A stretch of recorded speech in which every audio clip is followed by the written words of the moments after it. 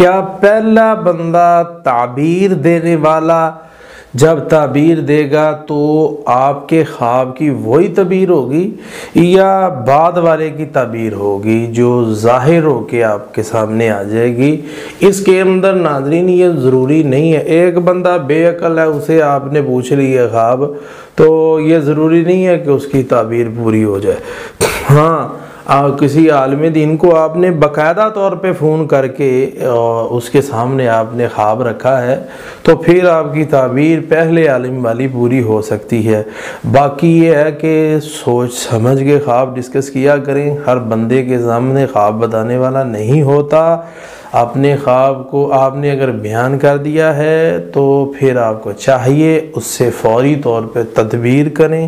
اللہ تعالیٰ اس کے نقصان سے آپ کو محفوظ فرمائے۔ اعوذ باللہ من الشیطان الرجیم۔